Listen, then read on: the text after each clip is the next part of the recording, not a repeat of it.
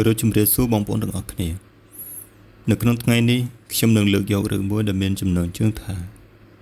គម្ពីរខ្មោចឲ្យសូមបងប្អូនទាំងអស់គ្នារីករាយសម្រាប់កម្សាន្តទាំងអស់គ្នា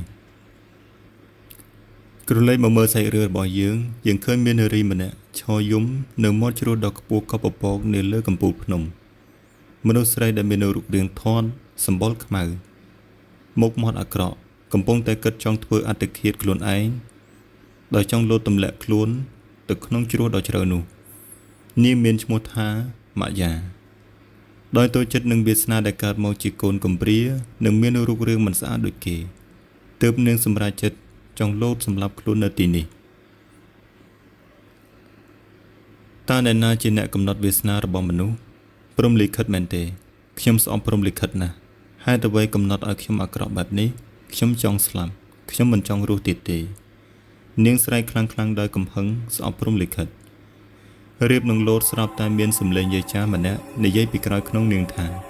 ឈប់សិននាង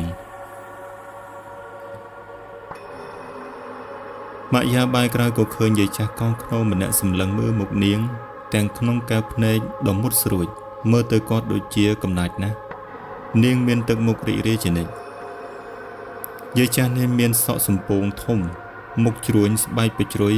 ឃើញថាគាត់មានសភាពចាស់ជរាខ្លាំងមែនទែនគាត់ក៏ហុចគម្ពីរមុនអាគមឲ្យទៅម៉ាយ៉ាទាំងនិយាយថាហកយកទៅគម្ពីរនេះយកទៅរៀនទៅ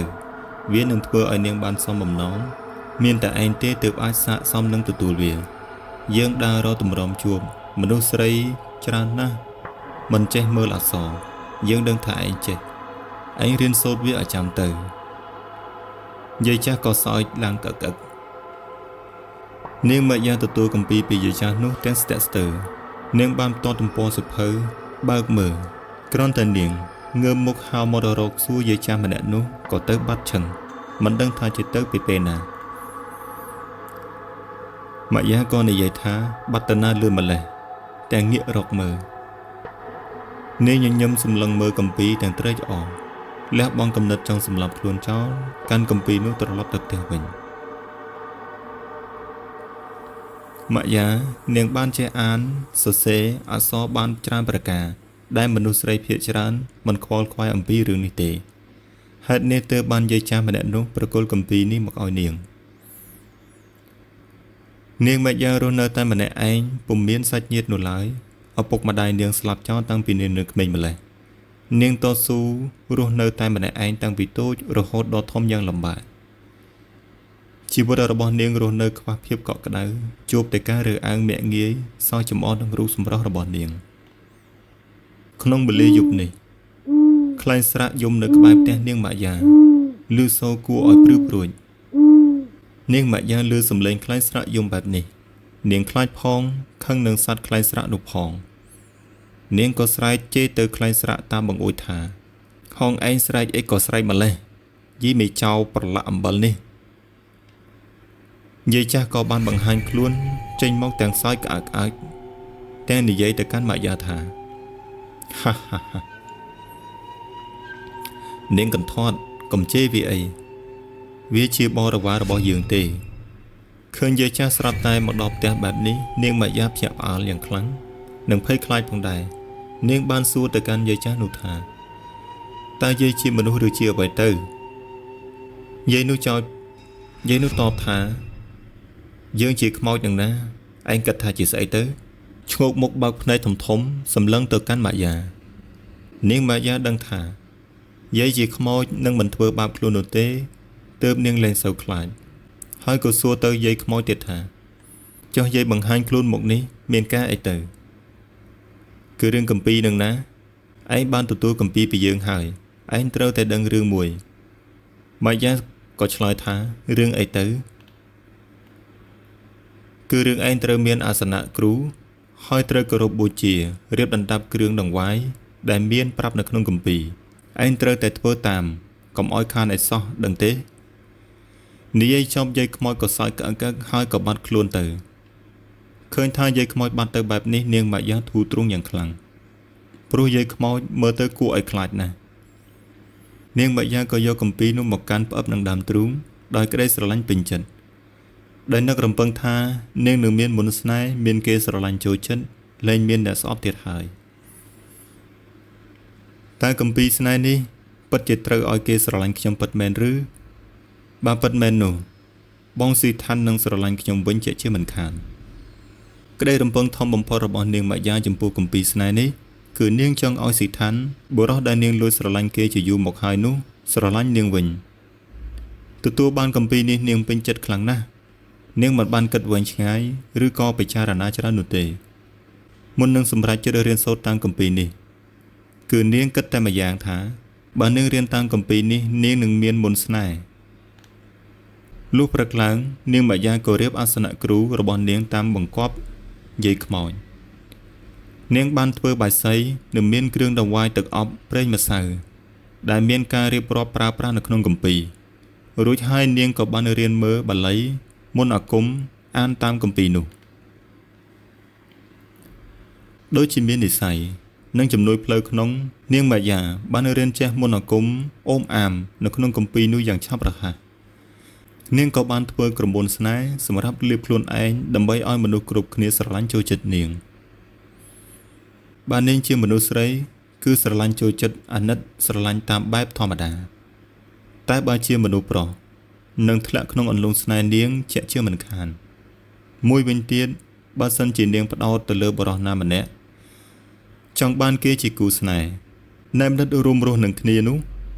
គឺនាងអាចធ្វើក្រមួនស្នេហ៍សម្រាប់តែឲ្យបុរសនោះស្រឡាញ់នាងងប់ងល់នឹងនាងដោយចង់ពិសោធន៍មើលថាតើក្រមួនស្នេហ៍ដែលនាងបានលាបមានប្រសិទ្ធភាពដែរឬអត់នោះនាងម៉ាយ៉ាក៏លាបក្រមួនមួយនោះទៅកាន់ទីប្រជុំជនគឺដើរទៅផ្សារចង់មើលថាមន្តស្នេហ៍ដែលនាងរៀនចេះមុខនេះពូកែស័ក្តិសិទ្ធិឬក៏អត់ព្រោះកន្លងមកនាងធ្លាប់តែទទួលបានការមើលងាយសោយចំអកមកលើរូបនាងដោយសារតែសម្រស់ដ៏អាក្រក់របស់នាងគ្មាននរណាម្នាក់ស្រឡាញ់ចូលចិត្តនាងនោះទេមិនថាក្មេងចាស់ប្រុសស្រីនោះឡើយនៅពេលដែលនាងលាបក្រមួនស្នេហ៍នោះហើយមនុស្សដែលនាងបានជួបសុទ្ធតែត្រូវបានសណ្ដំដោយមន្តស្នេហ៍គេនាំគ្នាស្រឡាញ់ចូលចិត្តនាងខុសពីធម្មតានាងសប្បាយចិត្តខ្លាំងណាស់នាងមានអារម្មណ៍ថាពេលនេះនាងប្រៀបដូចជាស្រីស្អាតមួយរូបអញ្ចឹងពេលនេះមិនទាន់មាននរណាមើលងាយសោយចំអកនាងទៀតទេគឺមានតែអ្នកស្រឡាញ់ចូលចិត្តតែប៉ុណ្ណោះពេលនេះនាងមិននឹកស្មានទាល់តែសោះថាគម្ពីរដែលយាយខ្មោចឲ្យនាងនេះពូកែស័ក្តិសិទ្ធិបែបនេះឡើយព្រះសូរិយាចាប់ផ្ដើមអស់ស្ដង្កុតរៀបនឹងងងឹតហាក់កំពុងតែទាញយកអន្តភាពក្រដណ្ដប់លើផ្ទៃពោធិធានេះជាពេលដែលកំឡោះស៊ីឋានមកពីកង្វៀលគោវិញនឹងយកគោចោះឲ្យផឹកទឹកស្រះក្បែរផ្ទះគ្រានោះនួនដែលជាកូនក្រមុំអ្នកជិតខាងស៊ីឋានក៏បានមកដងទឹកស្រះនោះផងដែរនាងហើយនឹងស៊ីឋានកំពុងតែមានចិត្តចំពោះគ្នាទៅវិញទៅមកប៉ុន្តែពួកគេម្នាក់ៗសុទ្ធតែខ្មាស់អៀនមិនហ៊ានបង្ហាញគ្នាដឹងនោះទេប៉ុន្តែពួកគេមានភាពស្និទ្ធស្នាលនឹងគ្នាតាមបែបអ្នកភូមិរបងជាមួយគ្នាជួបគ្នានៅកន្លែងស្រះទឹកស៊ីឋានក៏សួរទៅនួនថានួនដងទឹកតែម្នាក់ឯងចឹងមិនខ្លាចទេអីនាងគួរតែបបួលគ្នាឲ្យបាន2 3នាក់ទើបល្អព្រោះតែអង្គស៊ីឋាននឹងណាឃើញស៊ីឋានដឹកគោមកទើបខ្ញុំហ៊ានមកដងបើឲ្យមកតែឯងខ្ញុំមិនហ៊ានមកនោះទេអូគឺអាងខ្ញុំសោះអញ្ចឹងតើបានជួបមុខរាល់ល្ងាចតាមពិតគឺអាងខ្ញុំចឹងសោះនេះនួនមិនមែនលួចគិតអីលើខ្ញុំទេណាឬបែបនេះនួនឡើងអៀនហើយបានតបថាចេះតែនិយាយមកគិតខ្លួនឯងនឹងអស្ចារ្យមែនឡប់មែនតបរួចនួនក៏ខំធ្វើមុខមុំកណ្ដៀតក្អមទឹកងើបដើរចេញទៅធ្វើរឹកពីដូចជាប្រកាន់ខឹងតែធាតុពិតគឺអៀនសឹងស្លាប់ទៅហើយក៏លួចអស់ផងដែរឯស៊ីឋានឃើញនាងសម្ដែងរឹកបែបនេះដាក់ខ្លួនគេក៏អស់សំណើចសើចស្ញែងតែម្នាក់ឯងសម្លឹងមើលទៅនួនសប្បាយចិត្តដែលបានញាស់នាងបែបនេះរួចក៏នឹកក្នុងចិត្តថាគង់តែខ្លាយជាប្រពន្ធឋានទេនួនអើយចាំមើលចុះនឹងឲ្យម៉ែចូលសួរហើយស៊ីឋាននិងនួនពួកគេទាំងពីរសុទ្ធតែកំព្រាឪពុករស់នៅជាមួយម្ដាយជាស្ត្រីមេម៉ាយដូចគ្នាគ្រួសារទាំងពីរតែងតែយកអាសាគ្នាទៅវិញទៅមកប្រៀបដូចជាសាច់ញាតិនឹងគ្នាអញ្ចឹងម្ដាយស៊ីឋានមានឈ្មោះថាឈួនឯម្ដាយនួនមានឈ្មោះថាណយ ស៊ីឋាននិងនួនធំដឹងក្តីឡើងជាមួយគ្នាមានភាពស្និទ្ធស្នាលក្នុងនាមជាមិត្តចិត្តខាងទើបតែពេញកំឡោះក្រមុំរៀងខ្លួនទើបពួកគេកើតមានចិត្តស្រឡាញ់គ្នាបែបនេះសំឡេងសូត្រមន្តអាគមញាប់ស្អេកសូត្រឡើងរត់មាត់ឮសូរចេញពីបន្ទប់កន្លែងអាសនៈគ្រូរបស់នាងម៉ាយ៉ាផ្សែងធូបហុយទ្រោមភ្លើងទៀនក៏ភ្លឺចិញ្ចាំងចិញ្ចាចនាងម៉ាយ៉ាកំពុងតែសូត្រមន្តអាគមអូមអាមនិងយកធូបគោដន្លាប់ក្រមុនឡើងបែកញើសជោគមិនដឹងថានាងប្រើពេលសូត្រផ្លុំបែបនេះយូរប៉ុណ្ណាហើយទេព្រោះបានក្រឡេកមើលទៀនដែលដុតនោះក៏មិនដឹងថាជាដុតតមកប្រមាណហើយដែរទីបំផុតនាងក៏បានបញ្ចប់កិច្ចពិធីរបស់នាងបិទក្រឡដន្លាប់ក្រមុនហើយកាន់សម្លឹងដន្លាប់ក្រមុនទាំងនោះបញ្ចេញស្នាមញញឹមបន្ទាប់ពីខំប្រឹងចំណាយពេលធ្វើស្នេហ៍ដាក់អស់ពេលជាយូរទឹកមុខនាងពោពេញទៅដោយជំនឿចិត្តនិងមានក្តីសំខិនដល់មុខមមពោលគឺសម្លឹងទៅដន្លាប់នោះថាបងស៊ីឋាននឹងងប់ងល់ជាមួយខ្ញុំដកចិត្តមិនរួចនោះទេទីបំផុតមនុស្សដែលខ្ញុំស្រឡាញ់ចិត្តបានមកក្បែរខ្ញុំហើយនាងម៉ាយ៉ាធ្វើក្រមុនស្នេហ៍នេះយ៉ាងពិសេសសម្រាប់ខ្លួនឯងលៀបធ្វើឲ្យស៊ីឋានតែម្នាក់គត់ជាប់ស្នេហ៍នាងពេលនេះនាងមានជំនឿចិត្តយ៉ាងខ្លាំងថាក្រមុនស្នេហ៍នេះនឹងអាចបន្ទន់ចិត្តស៊ីឋានឲ្យគេស្រឡាញ់នាងជាក់ជាមិនខានថ្ងៃរះឡើងមិនទាន់ទេស៊ីឋានគេទៅរែកទឹកពីស្រះយកមកដាក់ពាងនៅផ្ទះរួចពីរែកទឹកក៏ពុះអស់ហើយក៏ឆ្លៀតតាមបបរព្រឹកជូនម្ដាយគេស៊ីឋានគេជាមនុស្សឧស្សាហ៍ណាស់កិច្ចការងារផ្សេងគេមិនដែលឲ្យម្ដាយគេនឿយហត់នោះទេគឺគេសឹងតែរ៉ាប់រងតែម្នាក់ឯងទាំងអស់ព្រោះម្ដាយគេមានវ័យចំណាស់ចាស់ជរាដែរហើយយាយឈួនអង្គុយបុកស្លានៅលើគ្រែក្រោមផ្ទះសម្លឹងទៅកូនដែលកំពុងតែពុះអស់ដោយមោទនភាពដែលមានកូនល្អបែបនេះគាត់ក៏បានសួរទៅកូនស៊ីឋានថ្ងៃក្រោយមានប្រពន្ធកូនឯងនៅបម្រើម៉ែអញ្ចឹងទេស៊ីឋានក៏ឆ្លើយថាពធម៉ែមិនក៏ម៉ែសួរអញ្ចឹងគឺកូនមើលថែម៉ែរហូតនឹងម៉ែមិនចាំបាច់ព្រួយទេទាំងកំពុងពុះម្ដាយស៊ីឋានក៏សួរបន្តថាហើយឯងសម្លឹងឃើញមាននរណាហើយឬនៅមិនទាន់បានឆ្លើយតបសំណួរម្ដាយផងស៊ីឋានក៏មើលទៅឃើញម៉ាយ៉ាកំពុងតែដើរតម្រង់មកចូលផ្ទះខ្លួនគ្រាន់តែឃើញមុខនាងភ្លាមគេក៏ស្លង់អារម្មណ៍មួយផ្លែតមួយរំពេចមើលឃើញនាងម៉ាយ៉ាប្រៀបដូចជាស្ត្រីស្អាតចុះពីឋានសួគ៌ញាប់ញ័រនៅក្នុងចិត្តការចិត្តប្រតិព័ទ្ធចាប់ចិត្តស្នេហាចំពោះនាងតែម្ដងការផាំងសម្លឹងមើលនាងដើរមួយផ្លែតការងារដែលកំពុងតែធ្វើនៅនឹងដៃឯនាងម៉ាយ៉ាចូលមកក៏ដើរហួសស៊ីឋានសម្ដៅទៅយាយឈួនស៊ីឋានក៏ខំងាកតាមសម្លឹងមើលនាងមិនដាក់ភ្នែកឃើញនាងមកយាយឈួនក៏សួរមករកអីដែរក្មួយគាត់កំពុងចាប់អារម្មណ៍នឹងកូនដែលកំពុងតែសម្លឹងមើលនាងម៉ាយ៉ាដល់ក្រសែភ្នែកពេញចិត្តផ្ទះមីងមានត្បាញក្រមាដែរទេម៉ាយ៉ាគេបានសួរយាយឈួនក៏ឆ្លើយថាមីងឈប់ត្បាញយូរហើយបើនាងចង់ទិញក្រមាផ្ទះអ្នកណយគេមានគាត់ក៏ចង្អុលទៅផ្ទះយាយណយស៊ីឋានក៏ទម្លាក់ពូថៅចោលប្រញាប់ងើបមកទាំងពោលសុំខ្លួនជូននាងទៅផ្ទះយាយណយទាំងកំពុងឆ្លក់វងវិញលងស្នេហ៍នាងស៊ីឋានក៏ថាផ្ទះអំណោយនៅចិត្តនេះទេចាំខ្ញុំជូនទៅនាងម៉ាយ៉ាសង្កេតដឹងថាពេលនេះស៊ីឋានកំពុងតែត្រូវស្នេហ៍នាងហើយនាងក៏តបទៅគេថាអញ្ចឹងពឹងជូនទៅបន្តិចមកមើលទៅស៊ីឋានដូចជាសប្បាយចិត្តខ្លាំងណាស់នៅពេលដែលបានជូននាងទៅឯយាយឈួនកំពុងតែកត់សម្គាល់ឃើញថាកូនខ្លួនដូចជាកំពុងតែស្រឡាញ់ពេញចិត្តនឹងនាងម៉ាយ៉ាបែបនេះគាត់មិនសប្បាយចិត្តទាល់តែសោះយាយឈួនគ្រាន់តែចង្អុលប្រាប់ក៏បានដែរមិនចាំបាច់ដល់ថ្នាក់ជូនទៅធ្វើអីម៉ាយ៉ាក៏បានឆ្លើយតបថាអញ្ចឹងនាងមិនបាច់ជូនទេគ្រាន់តែប្រាប់ថាផ្ទះមួយណាក៏បាននាងធ្វើដើរដូចជាក្រែងចិត្តបន្ទាប់មកស៊ីឋានក៏ចង្អុលថានោះផ្ទះមួយនោះម៉ាយ៉ាក៏ឆ្លើយថាអរគុណណាស់អញ្ចឹងខ្ញុំលាមិញទៅសិនហើយយាយឈួនក៏ឆ្លើយថាទៅចុះទាំងសម្លឹងមើលម៉ាយ៉ាដោយក្រសែភ្នែកមិនពេញចិត្ត ឆ្លើយតបរួចយាយឈួនក៏សម្លឹងទៅកូនប្រុសខ្លួនឃើញគេកំពុងតែញញឹមដាក់នាងដោយក្តីស្រឡាញ់ពេញចិត្តបែបនេះគាត់មិនសប្បាយចិត្តនោះទេឯនាងម៉ាយ៉ាបានដើរចេញទៅទាំងឆ្លៀតឲ្យភ្នែកស៊ីឋានទៀតផងលុះនាងដើរចេញទៅផុតយាយឈួនក៏បាននិយាយទៅកាន់ស៊ីឋានដែរកំពុងតែសម្លឹងទៅនាងម៉ាយ៉ាមិនទាន់ឈប់នៅឡើយថាម៉ែមើលទៅឯងដូចជាមិនស្រួលសោះកុំថាស្រឡាញ់នាងឲ្យសោះណានាងនេះធាត់អាក្រក់ណាស់កូនស៊ីឋានក៏តបទាំងមិនរុញរាទៅម្ដាយដោយរឹកពៀប្លែកដូចជាមិនមែនជាស៊ីឋានពីមុនសោះថាខ្ញុំពេញចិត្តនាងម៉ែដណ្ដឹងនាងឲ្យខ្ញុំមក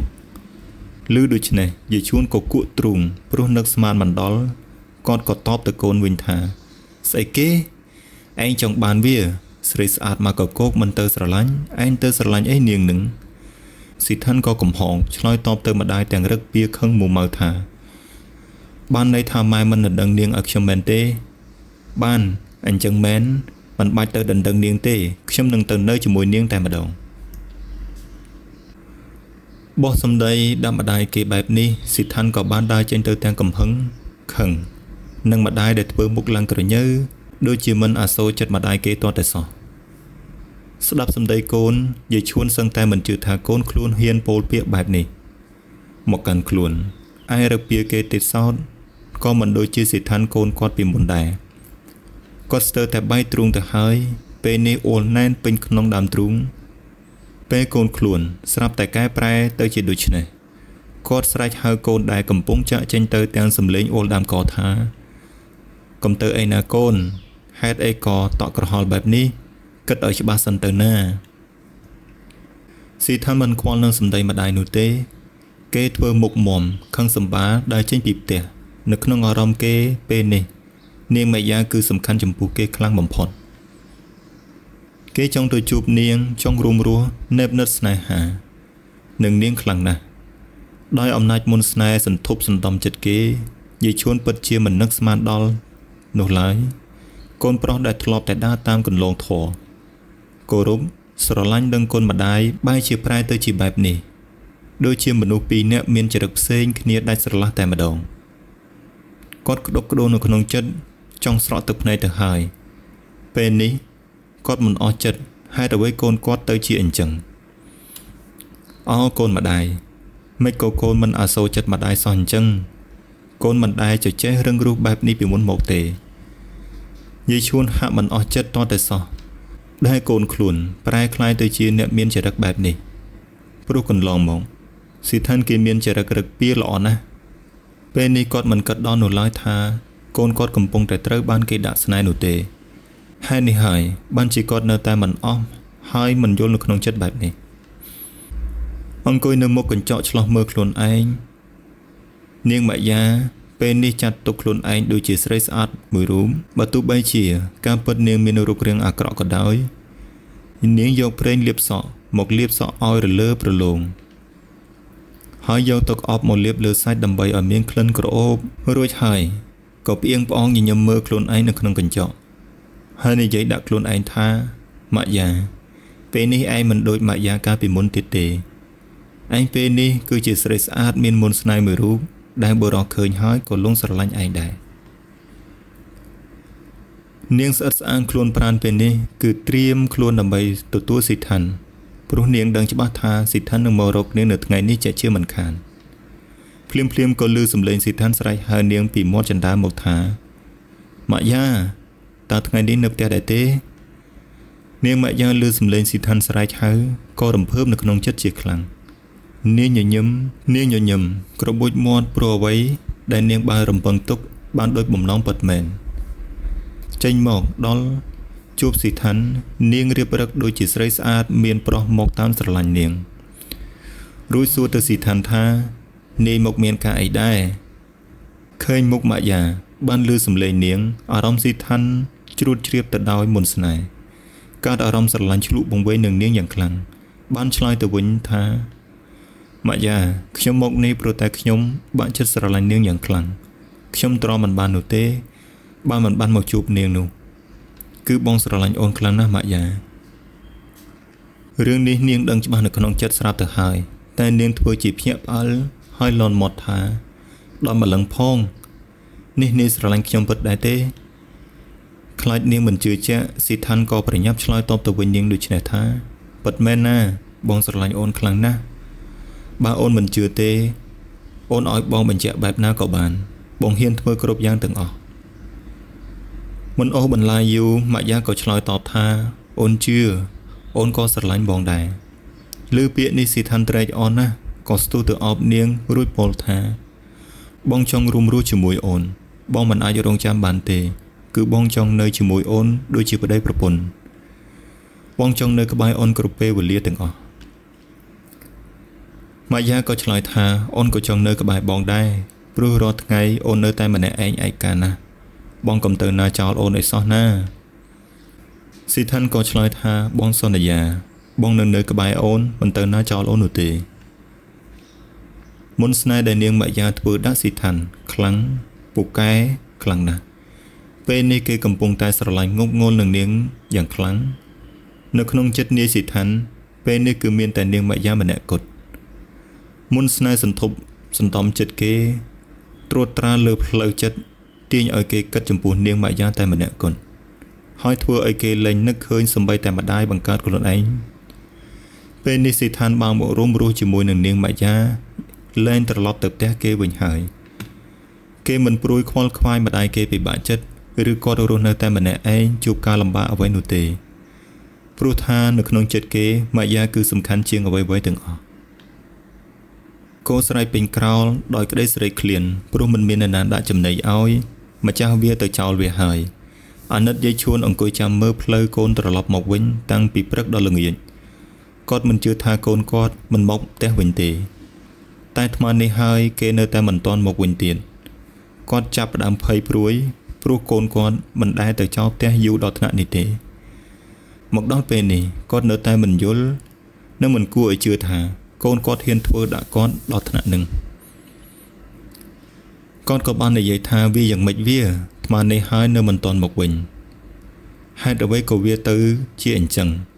កូនម្ដាយអើយនេះវាស្រឡាញ់ងប់ងល់នឹងនាងនោះដល់ថ្នាក់នឹងចំណែកនាងនួន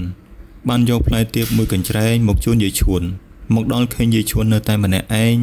នឹងមានទឹកមុខក្រៀមក្រំស្រពោនក៏សួរទៅកាន់មីងឈួនថាមីងចុះស៊ីថានគេទៅណាហើយមីងមិនស្រួលខ្លួនមែនទេបានជាធ្វើមុខអញ្ចឹងយាយឈួនតបទាំងអួលដើមកដោយក្តីតូចចិត្តថាវាទៅចោលមីងហើយស៊ីនួនក៏តបថាតើមានរឿងអីទៅ